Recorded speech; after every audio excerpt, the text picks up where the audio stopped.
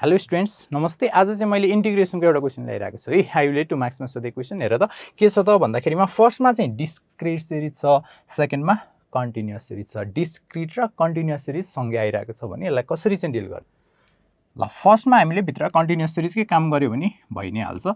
An हेर त runs from 1 to 10। अब हेर त 0 to n x dx छ भनेपछि त x को इंटीग्रल भ्यालु सिम्पल x को integral value x square by 2 त्यस पछाडी डिफाइनेट इंटीग्रल निकाल्दै छ भने के गर्नु पर्यो त लिमिट राख्नु पर्यो from 0 to n summation n equals to 1 to 10।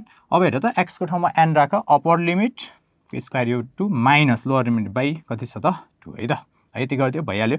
यो भनेको जम्मा जम्मी n स्क्वायर बाई 2 नै हो।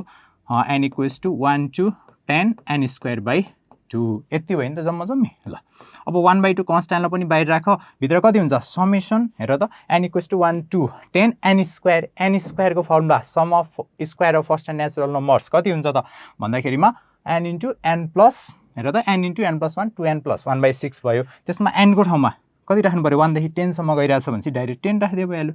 सो हेर फर्मुला हामीलाई थाहा छ समेसन n स्क्वायर को फर्मुला लेखिदिइहाल्छु n into n plus 1 2n plus 1/6 मा n को ठाउँमा 10 राख्नु पर्यो। सो हेर 10 into 10 plus 1 2 into 10 plus 1 by के गर्नु पर्यो त 6 गर्नु पर्यो। यसलाई यसो क्यालकुलेटरमा राखेर हेर्यौ भने अथवा डाइरेक्ट पनि तिमीले हेर्न सकिने हाल्छ। यो भने कति छ त माथि तिम्रो 10 इन्टु 11 इन्टु 21 डिभाइडेड बाई 12 गर्यो भने डाइरेक्ट कति आउँछ तिम्रो एन्सर 385/2 आउँछ। सो 385/2 है त डाइरेक्ट टिक लगाइदिने किनकि एक्जाममा तिमीहरूलाई स्पेस पनि कम हुन्छ सकेसम्म चाहिँ लेख्ने कुराहरू कम गर्नु पर्यो।